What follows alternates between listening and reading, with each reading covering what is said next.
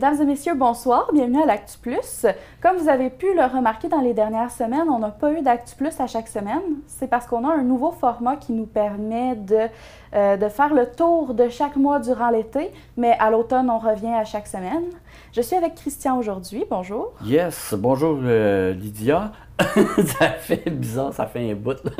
Ouais, moi aussi, là, ça fait un bout que j'ai pas fait d'Actu Plus. On va faire de notre mieux. Ouais. Pour commencer, dans la semaine du 12 juin, on a su qu'il y avait une hausse des dénonciations à la DPJ. Oui, j'ai pas suivi le dossier. C'est quand même problématique, on s'entend. T'as-tu regardé un peu de... ouais, je sais même Oui, pas. bien dans le fond, dans les statistiques régionales de 2021-2022, on a eu quand même 4101 signalements traités en Abitibi-Témiscamingue, ce qui représente une hausse de presque 11 %. Ça fait une moyenne d'environ 11 dénonciations par jour, contrairement à l'année d'avant, que c'était plutôt 10. Les signalements retenus, seulement 1163, c'est une baisse de 11 %, donc le taux de rétention des signalements est de 28 %, ce qui est vraiment très bas. Quand même. On a aussi eu le lancement du site Goûter à thé de la web-série Le goût de nos régions. C'est les SADC de la région qui annonçaient vraiment le lancement du site web et de Goûter à thé. Et on a une nouvelle web-série qu'on a tournée ici avec Médiathé. Pour les gens qui sont intéressés, ils peuvent aller voir sur le site. Sur Médiathé Télé aussi. Oui, il va passer à Médiathé Télé. Ouais, OK. Les horaires de faction ont été délaissés à Amos. En fait, le gouvernement a annoncé une somme d'un peu plus d'1 million de dollars à chaque année pour pouvoir payer des horaires à l'heure à Amos. On a aussi le Témiscamingue, Ville-Marie, Sainte-Terre et Malartic qui vont avoir des horaires pas tout à fait à l'heure, là, mais hybride. Il va y avoir une partie qui va être à l'heure, une partie qui va être en horaire de faction, donc 16 heures à l'heure, 8 heures en horaire de faction. Je sais que c'est dénoncé un peu par le syndicat des ambulanciers de Sainte-Terre. Eux, ce qu'ils voulaient, c'était vraiment des horaires à l'heure, c'est pas ce qu'ils ont eu, donc le dossier se continue. Le Grandeur Nature de Barraud, j'y ai participé. Toi, tu es venu filmer quelques images. Oui, j'ai vu juste après, le 18 juin, que tu avais participé. Moi, je suis allé la journée de préparation, le 17, parce que je ne pouvais pas être là le 18, parce que sinon, j'aurais adoré ça. Alors, c'est quand même quelque chose d'impressionnant, parce que là, on parle justement avec la pandémie, puis tout ça, ça faisait quand même 2-3 ans que... Alors, c'est une immersion dans le monde médiéval organisée par la Maison des Jeunes, le Chaos de Barraud, donc Guy Gignac, qui on a en entrevue avec Samuel Gignac et M. Fournier, qui nous parle de tout ça, qui nous explique un peu les scénarios, le pourquoi, c'est et ce que ça rapporte aux gens. Moi, je trouve ça très intéressant comme situation, comme spectacle, comme chose à vivre absolument. C'est complètement... On parle d'un festival, c'est complètement différent. En tout cas, je trouve que c'est une excellente idée. J'ai trouvé ça remarquable comme idée. Et de mon côté, je dois dire qu'il y avait beaucoup de respect entre les joueurs. Oui, c'était ça qui était... C'est ça. Ben, c'est ça l'objectif derrière aussi, c'est de permettre aux jeunes de vivre une situation où le respect est prôné, où ils peuvent pas dire je vais te taper pour aucune raison. Oui. Donc, même le sacrage. C'est interdit. Il faut un langage médiéval autant que possible. Donc, c'était vraiment super intéressant. Il y avait 127 participants, donc on en attendait 100. Alors, on a dépassé l'objectif. C'est 70 nouveaux visiteurs quand même, dont moi. C'était ma première fois. Et le prochain Grandeur Nature de l'Empire Bérouin va avoir lieu les 16 et 17 septembre. Les personnes intéressées peuvent aller voir plus d'informations sur notre site web. Et je pense que je vais y être. Je vais y être le 17, je vais m'organiser, puis il faut que j'y sois. Tu vas filmer ou tu vas participer? Je vais aller filmer. C'est bon. La semaine d'après, la fin de semaine d'après, on a aussi eu le retour du Festival de camions de Saint-Félix-de-Dalquier. Ça a été une réussite, 15 000 festivaliers quand même.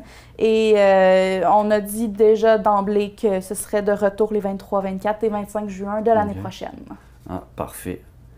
Je sais que ça marchait fort, ça. Encore une autre affaire qui a marché très fort. Là, oui, bien là, après 2 ans de pandémie, les gens ont envie de sortir, ils ont envie de profiter. Donc là, les événements là, se remplissent facilement. Pas mal, là. Oui. Donc, si vous êtes intéressé par un événement durant l'été, attendez pas trop pour réserver vos billets parce que ça part vraiment rapidement un peu partout en Abitibi-Témiscamingue. On a aussi le CCIRN, donc la Chambre de commerce et d'industrie de Rouyn-Noranda, qui a demandé plus de transparence dans le dossier de l'arsenic. Ouais. Dans le fond, comme on le sait, il y a un document qui montrait l'impact de l'arsenic sur les cancers à Rouyn-Noranda, qui a été retiré par l'ancien... Docteur Arruda. Oui, Docteur Arruda. Ouais. J'essaie de me rappeler de son titre, le directeur national de la santé publique, je pense. C'est ça. Oui, donc ça a fait un scandale et il y a beaucoup d'organisations qui ont dénoncé ça parce que, en fait, ça fait des années qu'on dit que l'arsenic est problématique à Rouyn-Noranda et pas mal tous les métaux lourds. Mais là, on se retrouve vraiment avec des chiffres précis qu'on nous cache depuis 2019, ou du moins, c'est ce qui est avancé, qu'ils ont cherché à les cacher. Eux, ils nient évidemment ça. Ils disent que c'était simplement parce qu'ils jugeaient que le document n'était pas utile à l'étude qui était faite à ce moment-là. Donc, la Chambre de commerce et d'industrie de Rouyn-Noranda dénonce le délai avant la divulgation du document, mais aussi le fait que les parties n'aient pas parlé pour se défendre beaucoup. Mais là, cette semaine, on a eu quand même plus d'informations. On y revient plus tard. Bon, on a de plus en plus, à chaque jour, on a des nouvelles. Oui, effectivement. Et d'ailleurs, ça s'est passé pas mal sous silence, mais il y a eu une étude montrant que l'environnement et la santé étaient plus importantes pour les habitants de Rouyn-Noranda que l'économie. Donc, on voit déjà les préoccupations des citoyens. Oui, c'est beaucoup artistique à Rouen. Oui, c'était quand même 814 répondants dans 7 quartiers différents. Là. Donc, on a un bon portrait. Le rapport montre que la santé des personnes est importante pour 95 % des répondants, la famille 89 %, la santé publique 87 % des répondants, l'environnement 86 % et l'économie baisse à 63 %. Oui. Donc, on voit où sont les priorités de la population. Après, le gouvernement dit que l'économie est importante puis qu'il faut qu'elle passe en priorité. Qu'est-ce qui va vraiment être mis de l'avant? On sait que le gouvernement Legault a parlé de fermer la fonderie Horn. Avec les suggestions de Richard Desjardins, qui dit que depuis 1926 que ça pollue, que c'est dangereux. Mais ça fait longtemps qu'on le sait, mais là, peut-être que ça va avancer un petit peu plus. À Sainte-Terre, il y a un corps qui a été retrouvé. C'est malheureusement Johnny Nayacite, 51 ans. Tu peux nous parler un petit peu plus de ça? Toi, tu viens de Sainte-Terre. Oui, c'est parce que c'est 3 personnes que je connaissais très bien. Fait que c'est comme... c'est difficile d'en parler. Oui, un peu. Derek Michaud, 22 ans, et Régis Michaud, 37 ans, font face à la justice, qui ont été formellement accusés du meurtre au 2e degré de Johnny Nayacite. Alors... là-dessus, on a pas plus de détails. On devrait avoir plus de détails dans les prochains jours parce qu'il passait le 7 juillet devant le tribunal. On est le 8 juillet aujourd'hui. Donc, on n'a pas eu plus de détails pour l'instant. Alors, quand même, non, c'est parce que ça Sainte-Terre, c'est une tragédie, ça. Là. Ben oui. Je les connaissais toutes les 3, puis je trouve ça plate. Là. Je trouve ça vraiment... c'est quelque chose. Personne n'a envie qu'on en arrive là. Malheureusement, c'est des choses qui arrivent. Marché public d'Amos, sur une note un peu plus positive, on a une monnaie santé qu'on peut se procurer pour soutenir le marché public et la santé de la population. J'en dis pas plus. J'ai une entrevue là-dessus, puis Valérie Tancred l'explique plutôt bien. On regarde l'entrevue. Valérie, on va parler aujourd'hui du marché public. Oui. Principalement, on va parler du projet AGO. On prend soin de nous, j'allais dire AGO, on bouge, c'est pas ça pantoute, là. Il a été starté en 2015. Oui. Puis il a pris une pause pendant 2 ans à cause de la pandémie. Mais là, 6e édition qui revient. Oui. Est-ce que tu peux nous en parler un petit peu plus? Ben oui, dans le fond, le programme AGO, on prend soin de nous. C'est collaboration avec Cash, la coalition pour l'acquisition de saines habitudes. Dans le fond, c'est quoi AGO? C'est les entreprises, organismes ou même des personnes qui achètent un forfait. On a un forfait à 500 $ et on a un forfait à 1000 $. Qu'est-ce qu'on fait maintenant avec cet argent-là? Je vais prendre l'exemple du forfait à 1000 $. Donc, l'entreprise me donne un 1000 $. Le marché public lui redonne 500 $, donc 50 % du forfait en argent AGO. C'est comme de la monnaie, c'est des bons d'achat dans le fond. Il y en a une bonne partie que c'est seulement pour l'agroalimentaire et une autre partie de cet argent-là, on a comme 2 couleurs, que c'est pour l'ensemble du marché public, là, autant pour l'artisanat, les gâteries, les sucreries, etc.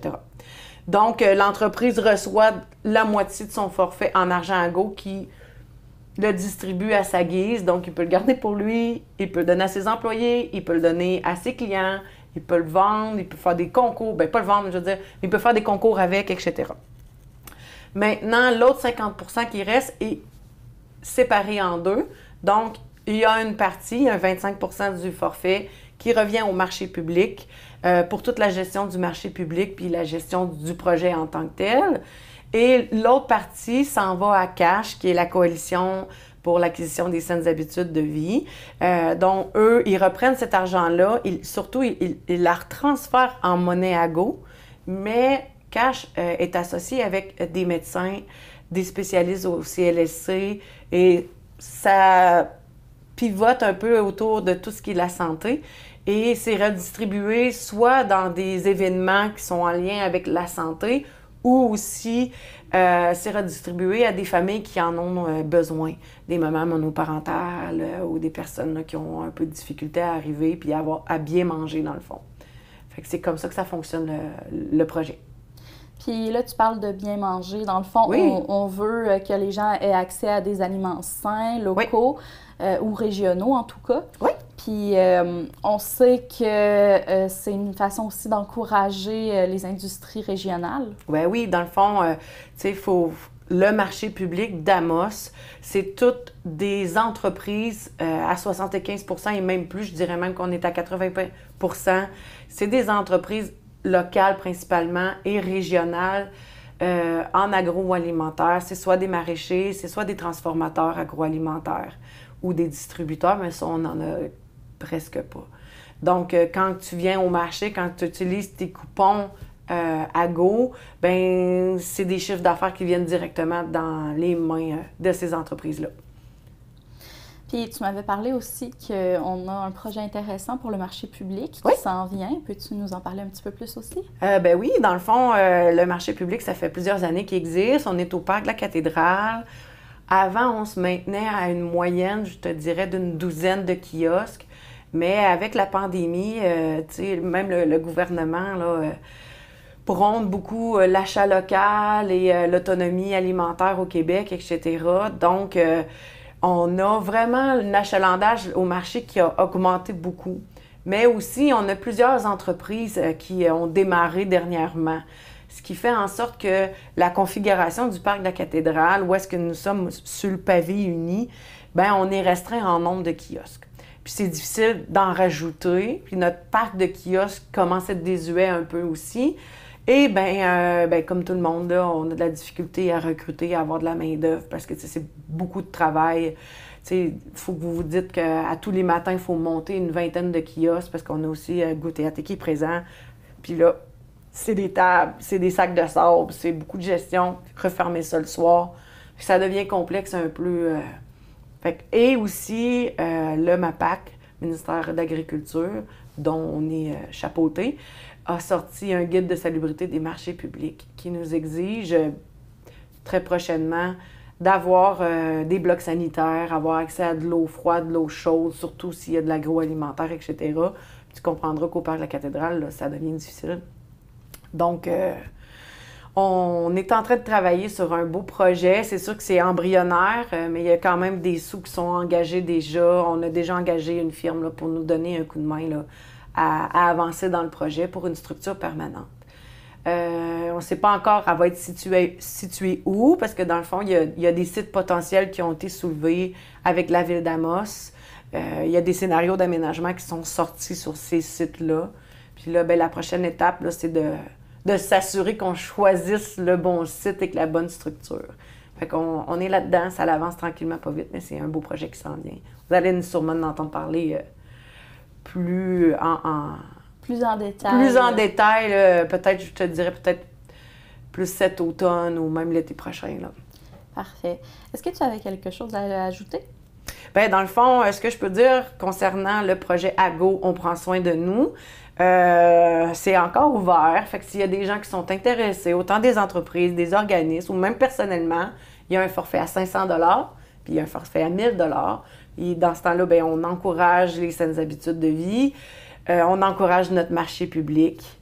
C'est un beau projet, puis c'est un projet unique ici en région, là, ce projet-là. Ça, comme tu as dit tantôt, c'est parti en 2015 avec une association entre le marché public et la coalition. Puis on le remet en branle, fait qu'on aimerait ça que ça fonctionne le plus possible. Bien, pour l'instant, c'est quand même bien parti. Tu m'avais quand même mentionné qu'il y a, quoi, 7 000 $, je crois? Oui, on est déjà rendu à 7 500 $ cette année-là. Puis on a comme dépassé notre objectif parce que vu qu'on était en pause pendant 2 ans, on savait pas trop où ce qu'on s'en allait parce que la dernière année, on était quand même rendu à un 17 000 $ là, de chiffre d'affaires de ce projet-là. Puis là, ben, on s'était donné comme objectif un petit 5 000, puis on est déjà rendu à 7 500, fait que c'est bien, mais tu sais, si ça pourrait être encore plus, on serait content. Parfait. Comment on fait pour participer au projet? Dans le fond, vous communiquez avec moi au marché public, donc c'est Marche Public Amos à commercial, sadc-aricana.qc.ca. Vous m'écrivez, puis moi, par la suite, là, je vous envoie, il y a un contrat à signer, il y a des choses à faire, puis vous recevez votre monnaie. Merci beaucoup, Valérie. De rien, ça fait plaisir. Alors, Christian, une autre bonne nouvelle, il y a un projet qui s'appelle Kizis qui a été mis sur pied, qui va commencer cet automne, qui permet aux jeunes du Lac-Simon et de Kitisakik d'avoir de l'accompagnement par des activités, tout ça, pour l'éducation sexuelle, pour les relations avec les autres, ce genre de choses-là.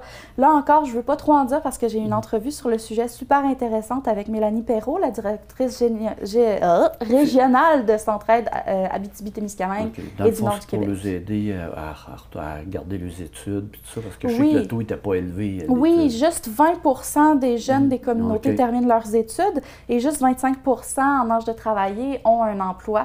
Donc, on a vu une problématique là qu'on a voulu régler avec ce projet-là. Donc, on regarde l'entrevue. Mélanie, on est ici aujourd'hui pour parler d'un projet qui s'appelle Kizis. Kizis, oui. Kizis, c'est bon. Mais avant ça, on va parler des nouvelles orientations de Centraide. Mm-hmm. Premièrement, pour ceux qui ne connaîtraient pas Centraide, peux-tu nous expliquer grosso modo ce que c'est? Bien, en fait, Centraide, c'est une organisation de développement philanthropique. Alors, ce qu'on fait, notre mission, c'est de contribuer à lutter contre la pauvreté et l'exclusion sociale partout au Québec et au Canada. En fait, ce qu'il faut savoir, c'est que Centraide, c'est un grand mouvement pan-canadien, mais chaque Centraide a quand même sa marge de manœuvre, va prendre les couleurs de la réalité de sa région. Et bien, d'un côté, on développe des partenariats d'affaires avec des entreprises, des organisations qui se collent à nous et à notre cause, qui contribuent en faisant des dons, en faisant des activités pour notre cause. Et de l'autre côté, bien, on a les investissements sociaux qu'on fait avec plein d'organismes communautaires que l'on supporte et aussi des projets collectifs qu'on peut travailler avec certains partenaires. Puis la nouvelle orientation, c'est quoi concrètement? La nouvelle orientation, en fait, c'est des nouvelles orientations qui amenaient, vous savez, tu sais, Centraide existe depuis près de 40 ans en Abitibi-Témiscamingue pour le nord du Québec. Moi, je crois beaucoup en l'amélioration continue. Alors, je pense que c'est intéressant de se remettre un peu en question, de regarder quelles sont nos pratiques et tout ça. Et avec Centraide Canada, bien, il y avait certains constats qui étaient faits au niveau de la philanthropie, de comment on travaille. Et c'est à partir de ce moment-là qu'on a choisi de mettre en place des nouvelles orientations que je ne peux pas toutes présenter ici parce que je sais qu'on veut se garder du temps pour parler de Kizis. Mais grosso modo, on veut que nos Centraides arrêtent d'être vus comme un bailleur de fonds. mais soit vu vraiment comme un acteur de changement social puis un partenaire du développement social. Alors, pour faire ça, ben il faut lâcher la structurite, puis la paperasse, puis il faut être sur le terrain. C'est important, hein? C'est une job de relation, comme on dit. Il faut être sur le terrain pour mieux connaître nos partenaires d'affaires, leurs intérêts, leurs valeurs, et mieux connaître les enjeux sociaux qui sont propres à notre région dans les différents territoires, puis pouvoir mieux y contribuer aussi. Alors, grosso modo, ça nous amène à être davantage sur le terrain, puis à ne pas agir seulement comme un bailleur de fonds, mais bien comme un partenaire. De là, l'initiative qui existe, je pense, qui est un bel exemple d'une co-construction, là, d'un beau projet qu'on a pu mettre en place avec des partenaires autochtones. Et c'est quoi ce projet-là? C'est quoi son objectif? En fait, ça vient d'un échange qu'on a eu avec des représentants des 2 communautés Anishinaabe, de Lac-Simon et de Kitsakik, où il y avait certains constats qui étaient faits par rapport aux jeunes. On le sait, dans les communautés autochtones, il y a les secteurs santé, éducation, etc. Il y a déjà des services. Mais il y avait quand même des constats où on se disait, il y a des enjeux au niveau de la jeunesse, particulièrement des jeunes de 10 à 17 ans. On voyait un très haut taux d'absentéisme scolaire. 25 de taux de diplomation là, au niveau scolaire. 20 de la population qui est active. Donc, on s'est dit comment on pourrait amener quelque chose qui viendrait compléter des services qui sont déjà existants puis qui viendrait peut-être changer cette donne-là. Et c'est en discutant ensemble qu'on a trouvé le projet KISIS. En fait, on l'a monté de toutes pièces, les partenaires ensemble. Puis, grosso modo, très concrètement, ça prend la forme d'une personne, un peu comme un travailleur de milieu, qui est déjà dans la communauté. C'est un homme qui est déjà présent, qui a déjà, comment je dirais, qui est déjà connu et reconnu, autant auprès des jeunes qu'auprès des familles, qu'auprès des partenaires, des intervenants scolaires, santé, etc. Fait qu'on s'est dit, bien, peut-être que si cette personne-là était d'accord, on pourrait venir consolider l'animation qui concentre actuellement autour des sports. Bien, peut-être qu'on pourrait le consolider puis élargir un peu son mandat au niveau plus psychosocial, puis l'amener vers soutenir une persévérance scolaire, tu sais, ou un raccrochage scolaire. Et cette personne-là a trouvé ça magique comme idée, comme opportunité. Et là, bien, on a exploré ensemble. C'est comme ça qu'on a identifié les 3 grands volets que KISIS allait comprendre là, pour intervenir auprès des jeunes. Puis avant l'entrevue, tu me donnais le nom de chacun des volets, que c'est des animaux dans la langue Anishinaabe. Et KISIS veut dire soleil. Je trouve ça tellement mignon. Peux-tu nous expliquer c'est quoi chacun des volets et c'est quoi leur nom en Anishinaabe? Oui, en fait, bien, KISIS, en partant, tu l'as nommé, hein, ça veut dire soleil. On se disait, on veut mettre de la lumière dans la vie des jeunes, de la joie, de l'espoir, de l'énergie. C'est pour ça que le projet en soi s'appelle KISIS. Mais il y a 3 volets, effectivement. Un premier volet qui s'appelle Kakagi. Kakagi, c'est un corbeau. Et le corbeau, moi j'ai appris ça là, en discutant avec eux, je trouve ça fascinant. Le corbeau, c'est le seul oiseau, bien, je ne sais pas si c'est le seul, mais en tout cas... Pas le seul. C'est peut-être pas le seul, mais c'est un oiseau qui incarne vraiment une grande fidélité. Il a la même amoureuse, le corbeau, toute sa vie. Puis ce volet-là de Kakagi, bien, c'est justement l'éducation sexuelle, le respect, l'éducation envers les relations saines. Ça va s'adresser à des petits groupes de jeunes, de 6 à 8 jeunes, pour permettre vraiment d'ouvrir le dialogue, de réfléchir avec eux. Fait qu'on va s'adjoindre, bien entendu, d'éducateurs, de spécialistes sur ce sujet-là, qui peut être délicat, hein, parfois. Puis là, ben, c'est ça, avec des jeux de rôle, des allégories, on va informer, éduquer, sensibiliser les jeunes autour de l'éducation sexuelle et des relations saines. Pour ceux qui ne sauraient pas c'est quoi une allégorie, peux-tu nous le résumer brièvement? Une allégorie, ben, je comparerais ça à une histoire. une petite histoire qu'on peut raconter, qui peut avoir des symboles, qui amènent à une réflexion. Fait que ça peut faire partie des techniques ou des activités là, qui vont être faites avec les jeunes pour aborder ce sujet-là. Donc, le premier volet, c'est vraiment sur la sexualité, les relations saines. Le deuxième volet porte sur quoi? Le deuxième volet, c'est Moko. Puis Moko, c'est un ours. Puis ce qu'on me dit, ce que j'ai appris encore une fois, c'est que la maman ours, elle est extrêmement protectrice, elle prend soin de ses petits, puis elle est très bonne dans l'éducation de ses petits. Elle va les suivre, mais elle va les laisser pas se mettre en danger, mais vivre des expériences, elle n'est jamais bien loin.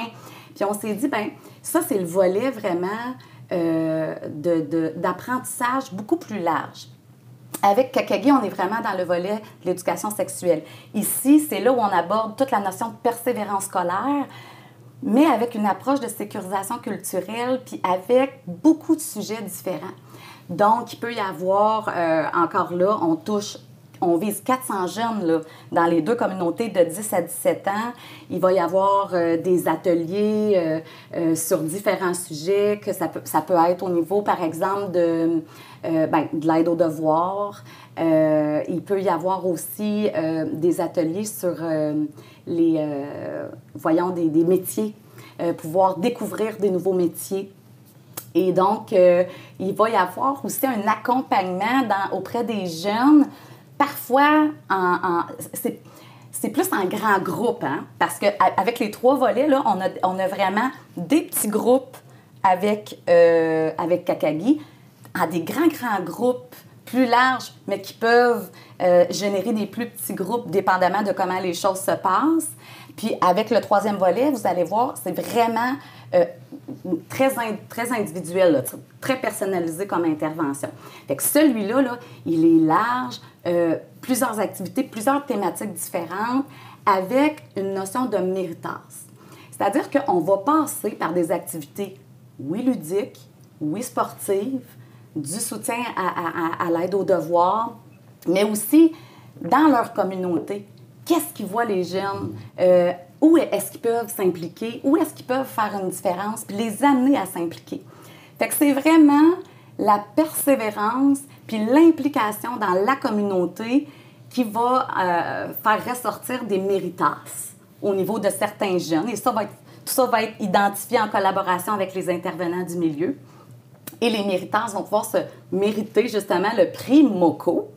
Donc, il va pouvoir y avoir des petits avantages, comme des sorties, par exemple, qu'ils n'ont pas la chance de faire souvent, et tout ça. Fait qu'on y va vraiment avec une approche, dans ce cas-là, qui est très, très inclusive, puis qui amène les jeunes à avancer dans leur vie à partir de différentes implications sportives, scolaires et communautaires. Et Lac-Simon et Kitisakik vont avoir la chance d'avoir le 3e volet aussi, que oui. Je te laisse la chance de nous expliquer. Mikizi, on était dans le thème des oiseaux tantôt. Mikizi, c'est un aigle. Et il est réputé pour avoir vraiment une vision 360 degrés. Je ne sais pas si je dis si c'est vraiment 360, mais une vision très, très large, disons ça comme ça. Et c'est vraiment le volet où on veut les voir, nos jeunes, puis pas perdre un détail, un enjeu qui peut être vécu, même si ça implique qu'il y a une intervention qui doit être faite très spécifiquement sur un jeune en particulier. Oui, on veut voir le big picture, hein, l'ensemble de nos jeunes, les accompagner de façon inclusive, mais si un jeune qui vit une situation de crise, il y a par exemple, un décès tragique dans la famille, de l'intimidation, toutes sortes d'enjeux comme ça qu'ils peuvent rencontrer, puis qui ne savent pas peut-être où aller chercher le soutien ou l'aide, qui peut faire toute la différence, tu sais, de se faire prendre par la main le temps que tu vis ce bout-là qui est un peu plus difficile, puis de pouvoir compter sur quelqu'un, que cette personne-là, elle, va pouvoir t'amener vers des bons services, va pouvoir te référer à la bonne place, Bien, on est vraiment dans cet accompagnement-là très, très, très précis, personnalisé là, par rapport à des enjeux personnels et sociaux qu'ils pourraient rencontrer. Là-dedans, il y a aussi, dans la notion de vision, par contre, il y avait aussi tout le volet de se voir dans l'avenir, d'être capable de se projeter dans l'avenir. Et là-dedans, il y a tout un volet là, de monter des groupes de jeunes pour réaliser des marathons. Pas un, mais bien 2 et 3. Il va en avoir un, il y a un groupe de jeunes autochtones qui vont s'être préparés dans le cadre aussi là, des méritas, entre autres, au niveau là, des activités sportives, culturelles, communautaires et scolaires. Et ceux qui vont le mériter vont pouvoir former des groupes, aller réaliser aussi marathon et triathlon là, à Montréal et en Outaouais. Et ça, pour eux, c'est comme l'apogée là, d'un grand moment où ils vont avoir travaillé fort. Là. Puis on veut pouvoir mettre en place... Oui, ça a l'air d'être un événement, un marathon, un triathlon. C'est un événement en soi, mais c'est l'ultime résultat d'un paquet d'efforts que plusieurs jeunes vont avoir fait. Et pour nous, ben, c'était un peu la cerise sur le gâteau, là, de pouvoir mettre des sous à la disposition des équipes qui vont accompagner ces jeunes-là, qui vont pouvoir rencontrer des gens, des Olympiens, écouter leur histoire, puis s'inspirer, se laisser inspirer que oui, c'est possible de pouvoir faire des grandes choses, puis que j'ai juste à écouter mon cœur, puis qu'il y a des gens qui sont autour pour me prendre par la main, puis me permettre de réaliser ça si je le souhaite. Puis ce projet-là, vous ne le faites pas tout seul, il y a aussi un partenaire, Eldorado Gold. Oui, tout à fait. Bien, je l'ai nommé un petit peu tout à l'heure, hein, Centraide, bien, on a des partenaires d'affaires, hein, puis comme on développe des belles relations, on apprend à connaître les valeurs de certaines entreprises qui sont partenaires avec nous, leurs intentions, leurs souhaits aussi. Et avec Eldorado Gold Québec, avec l'équipe chez Eldorado Gold Québec avec laquelle je suis en lien, bien, je savais que ça faisait partie vraiment de leur visée, de leurs intérêts, de soutenir les jeunes autochtones de l'Est de l'Abitibi. Je savais aussi que ça rejoignait les valeurs de leur entreprise. Alors, comme chez Centraide, on est plus dans le soutien très récurrent sur un ensemble d'interventions qui peuvent être faites pour amener à des changements. Mais il y avait certains volets dans Kizis qui relevaient moins de ma mission comme Centraide, mais que je trouvais super complémentaire puis tout aussi important parce que ça fait un tout ça, une fois mis ensemble. Alors, je les ai contactés puis ils ont vraiment été hyper accueillants, hyper enthousiastes par rapport à ce projet-là. Ils ont vu tout de suite l'aspect structurant que ça pouvait apporter parce qu'encore une fois, on ne parle pas d'un événement ponctuel, on parle vraiment d'un accompagnement qui va se maintenir dans le temps pendant près de 2 ans. Et qui plus est, on va pouvoir, de façon trimestrielle, aller se rasseoir avec les partenaires, regarder comment ça va. Voyez-vous des changements? Parce que quand on met en place un projet comme ça, ce qui est trippant, c'est qu'on pense qu'on fait quelque chose de super bien, qui va vraiment répondre à des besoins, mais puis on peut le faire vraiment personnalisé aux enjeux qui sont vécus. Mais il faut quand même l'évaluer. Puis je parle pas là, d'une évaluation sur des années compliquées, là, mais je parle de le suivre, d'être à l'écoute de comment ça répond. Les jeunes, là, c'est eux qui doivent y trouver leur compte là-dedans. Bien, au bout d'1 an et demi Kizis, là, quel volet de Kizis va avoir été le plus apprécié, le plus facile à réaliser, lequel va amener le plus de changements chez les jeunes, que certains intervenants vont avoir observé ou encore que les jeunes vont, eux, nous nommer de qu'est-ce que ça leur a fait, qu'est-ce que ça leur a apporté. Et là, bien, au bout de ça, c'est là où on va pouvoir vraiment se réaffirmer, en fait, dans le partenariat qu'on a pour un accompagnement comme celui-là. Est-ce que tu aurais quelque chose à rajouter en terminant? Je te dirais, j'ai failli m'étouffer. Je te dirais en terminant que je trouve ça le fun qu'on puisse travailler vraiment ensemble. Moi, je pense que la clé pour développer notre région, puis pour mettre en place des choses qui répondent aux besoins directs, puis des besoins chez nous, bien, c'est ça, il faut être sur le terrain. C'est pas tout de faire une campagne puis redistribuer des fonds. C'est pas ça, Centraide. C'est plus ça, Centraide.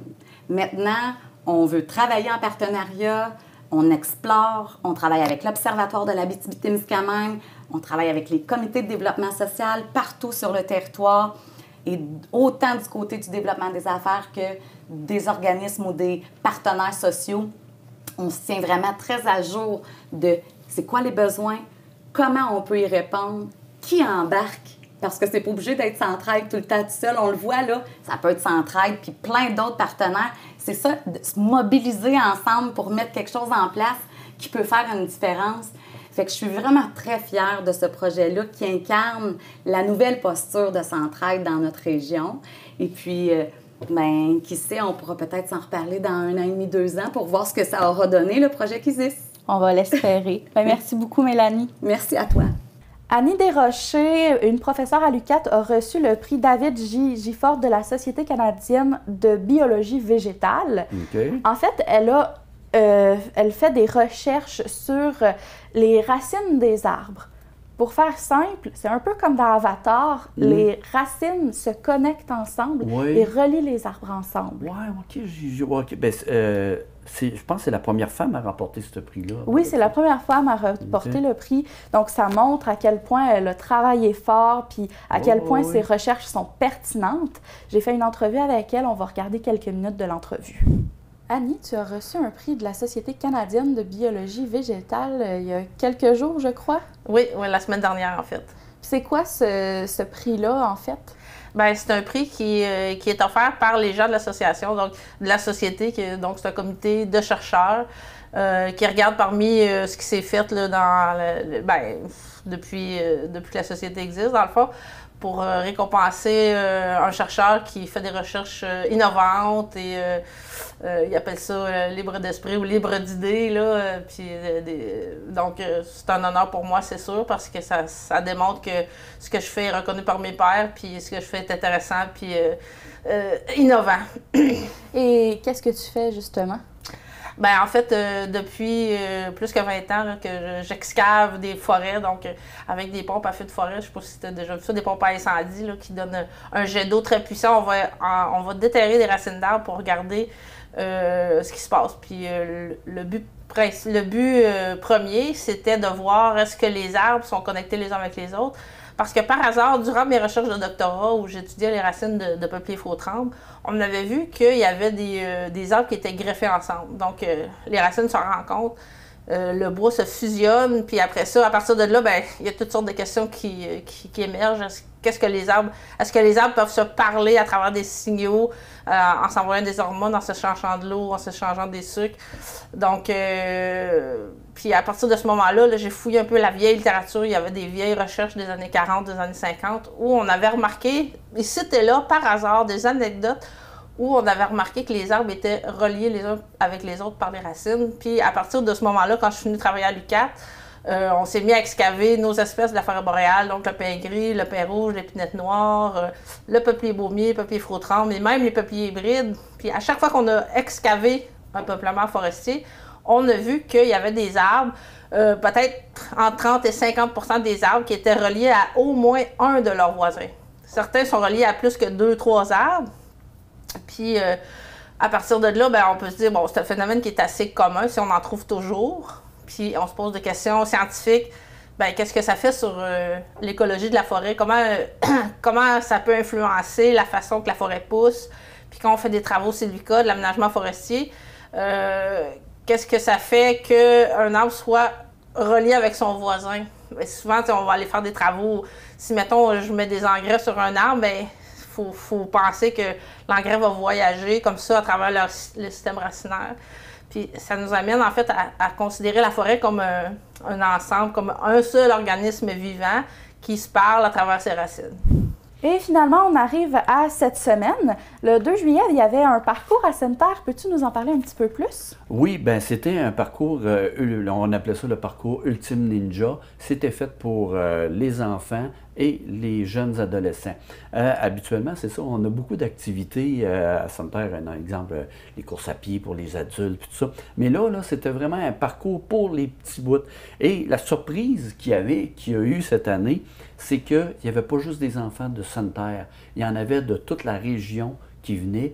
En tout cas, il y avait pas loin, je pense que c'est pas loin de 300 enfants qui se sont présentés au parcours Ultime Ninja. Il n'y a pas de prix, c'est pas une compétition. C'est les enfants, ils font une espèce de parcours et selon leur rythme, des enfants de 2 ans, 3 ans, écoute, on tire un tailleur, on grimpe une mini-pente, alors etc. Il y a un paquet de petites affaires. C'était la deuxième édition. La première édition a eu lieu un peu avant la pandémie et là, on a décidé d'en faire une deuxième. Ça, les fonds vont à la garderie, le CPE, Boutchou et Coscou de Sainte-Terre, justement pour renouveler les jouets puis tout ça, puis aider à financer. Alors, c'est quand même une belle cause et les enfants ont adoré ça. Et en passant, c'est ma fille qui avait fait l'entrevue. Je ne pouvais pas être là cette fin de semaine-là. C'est ma fille qui a fait l'entrevue qu'on regarde. Pourquoi l'idée exactement de ce parcours-là? L'Ultime Parcours Ninja, ça a commencé en 2019. On a fait la première édition. C'était pour faire des fonds pour le CPE Boutchou-Cascou de Sainte-Terre parce que le ministère nous donne des subventions pour acheter nos choses, mais on n'a peut-être pas toujours assez de subventions pour faire des sorties puis renouveler le matériel qui se brise souvent comme les casse-têtes. Alors, on voulait faire une activité de financement. Alors, on a fait la première activité en 2019. Il y a eu plus de 160 enfants. Là, on voulait la refaire en 2020. Malheureusement, il y a eu la pandémie. Alors, on l'a refait cette année, en 2022, et on a vraiment un beau succès. Là. On a présentement 237 enfants d'inscrits en ligne. On a d'autres qui se sont rajoutés aujourd'hui. Wow! Donc, dans le fond, vous êtes satisfaite de l'événement? Oui, mais comme vous pouvez voir, c'est vraiment un succès. Là. Il y a vraiment beaucoup d'enfants de partout dans l'Abitibi-Témiscamingue qui sont venus. Parce que cette année, on a 2 parcours. On a le parcours Boutchou pour les enfants de 2 à 5 ans et on a le parcours Cascou pour les enfants de 6 à 13 ans.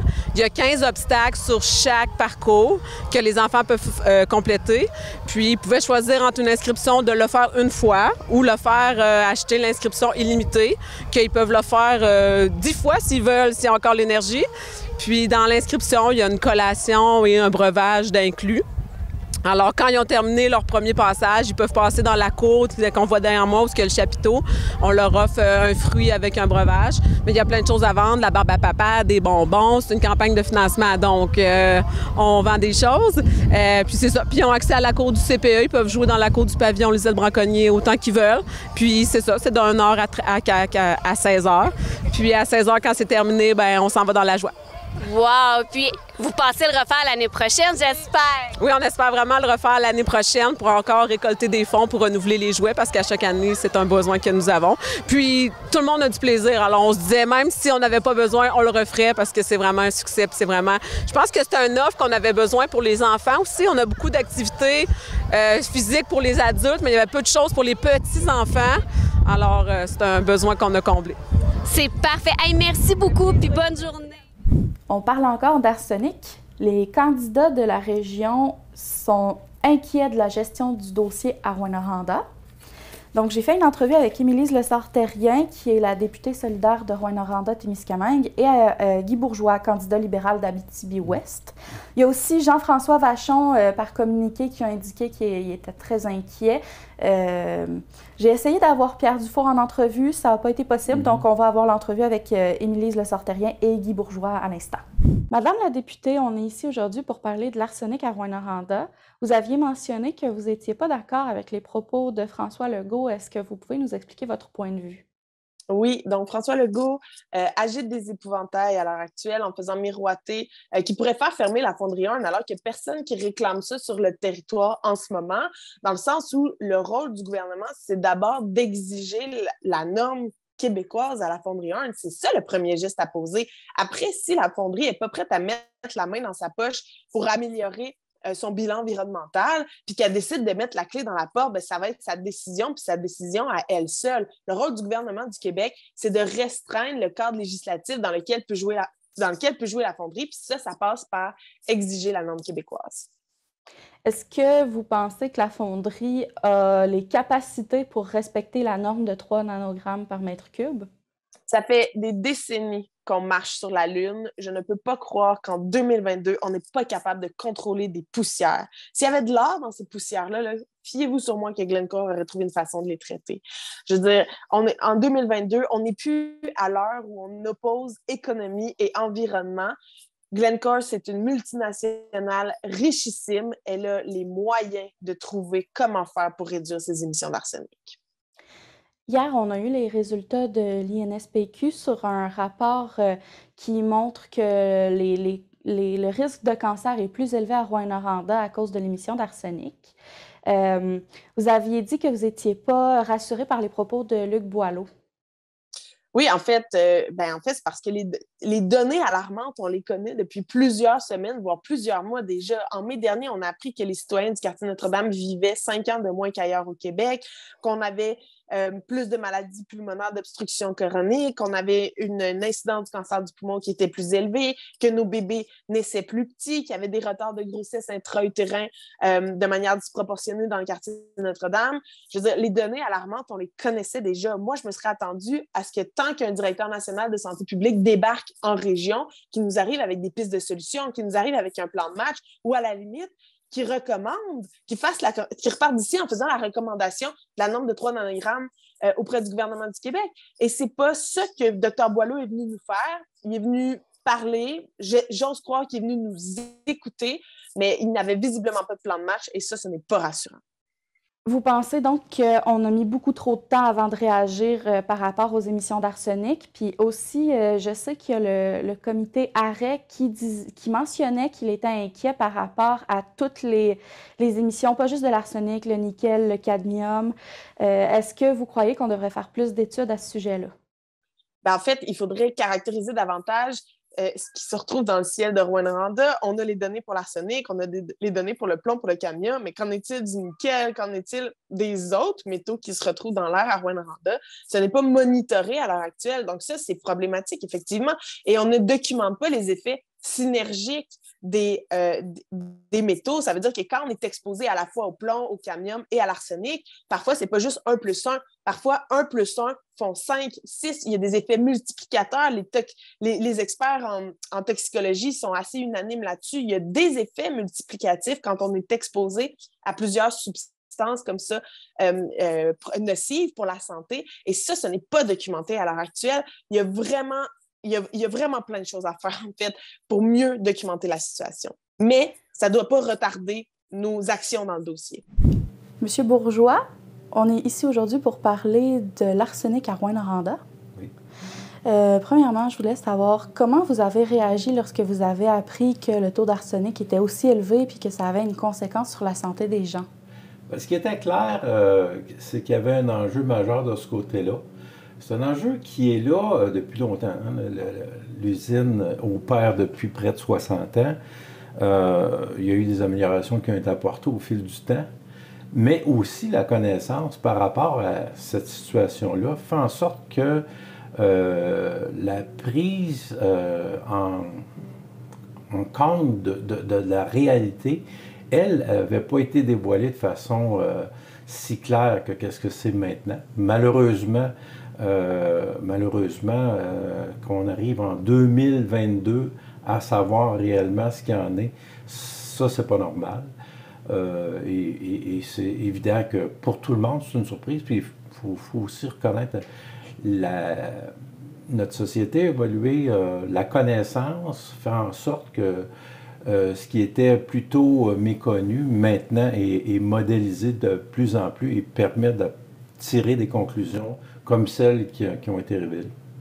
Puis, quelle serait la solution à ce problème-là, selon vous? La fermeture de la fonderie, trouver une façon de diminuer substantiellement les émissions?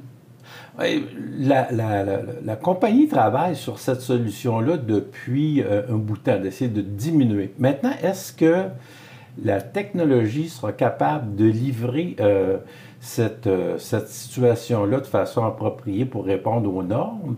Il y a une sérieuse question à se poser de ce côté-là.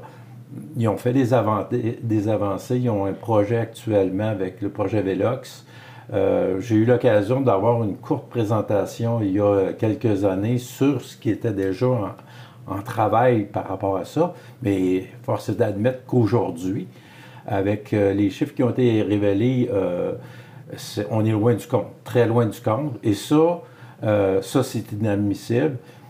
Est-ce que la technologie va évoluer suffisamment rapidement et de façon efficace pour permettre de pérenniser les opérations ou ultimement arriver à un choix qui sera celui de ne plus opérer l'usine? Hier, on a eu une très mauvaise nouvelle. Un enfant est décédé à Barrault. En fait, on ne sait pas beaucoup de choses. On sait juste qu'il a été renversé par une camionnette qui était, semblerait-il, en train de reculer dans sa cour. Le petit garçon a moins de 10 ans et est décédé. C'était sur la route 386 à Barrault. On va attendre dans les prochains jours plus de détails. Plus de détails, parfait. Triste nouvelle quand même. Oui. Il y a une reconstitutionniste qui a été appelée sur les lieux justement pour évaluer qu'est-ce qui s'est passé. Donc, on va attendre plus de nouvelles. Sur une note plus positive, il y a un comité qui a été formé pour encourager les gens à accueillir des réfugiés ukrainiens. Oui.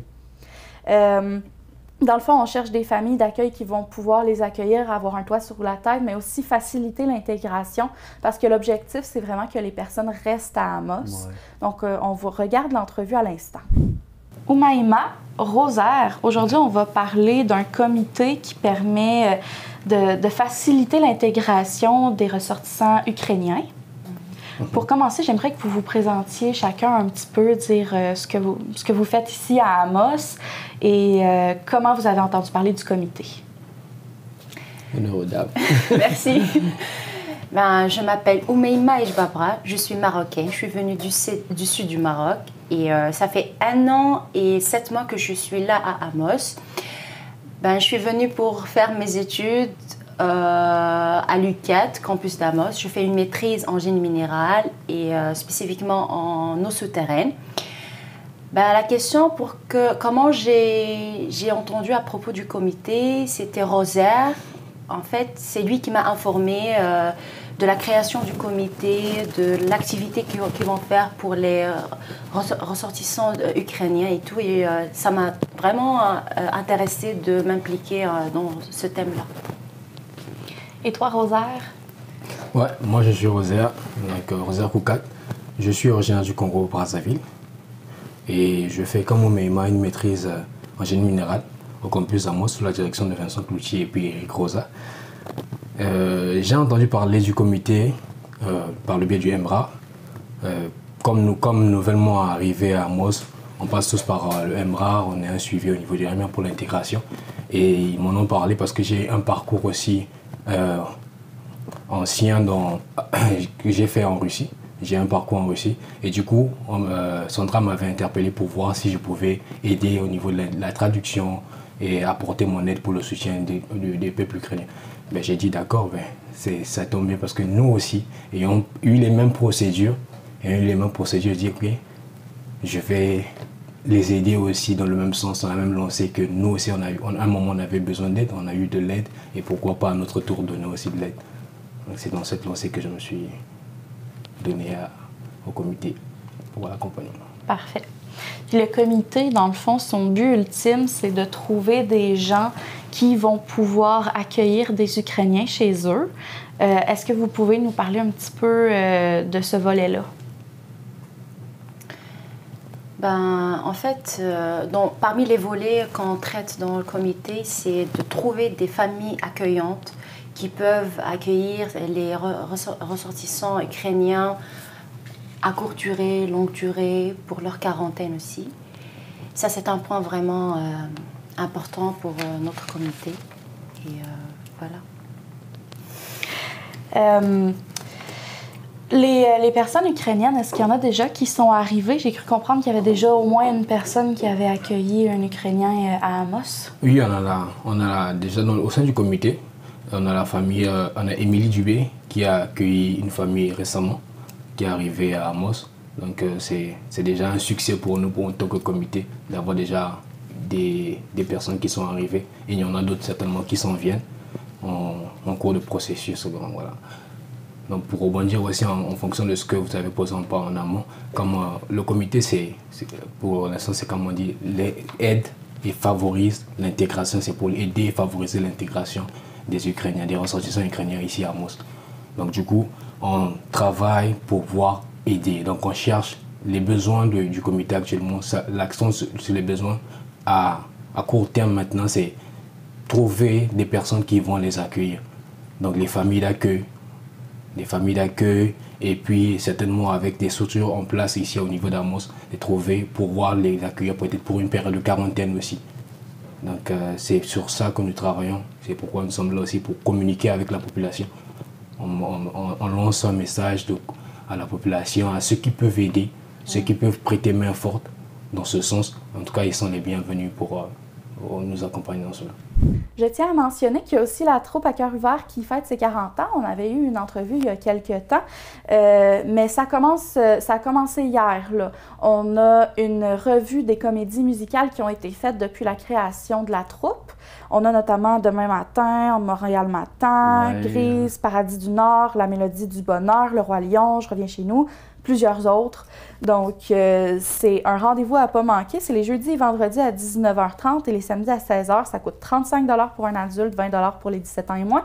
C'est accessible sur Ticket Access. Ça va être intéressant parce que tous les spectacles qu'ils ont fait, ils vont tous faire ça bout à bout. Oui. En tout cas, personnellement, c'est clair que je vais y aller dès que possible.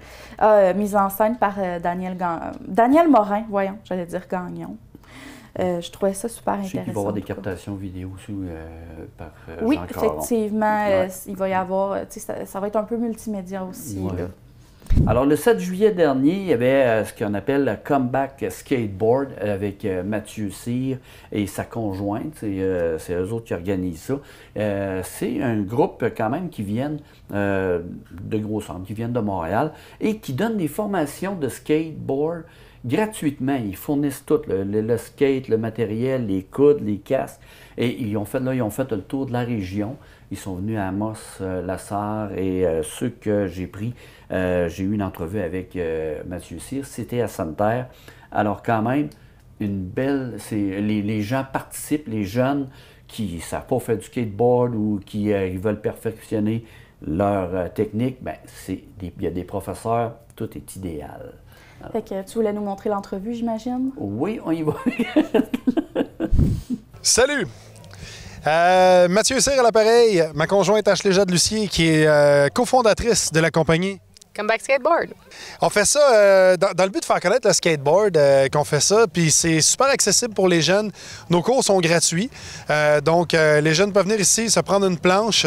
Les jeunes et moins jeunes d'ailleurs peuvent venir ici se prendre une planche, l'équipement, on a les pads, les casques, on a tout ce qu'il faut pour qu'il y ait du plaisir, puis on a des profs qualifiés et vraiment motivés qui peuvent leur enseigner de débutants intermédiaires jusqu'à experts. En terminant, on a Anissibi qui commence là. Le parcours commence aujourd'hui. Donc, on encourage les gens à aller le voir. Et toi, tu avais... J'ai une inauguration le 12 juillet des Jeux d'eau à Sainte-Terre. Alors, je vais être là. Parfait. Donc, on se quitte sur les images d'Anissibi. On se revoit le mois prochain. Bye-bye.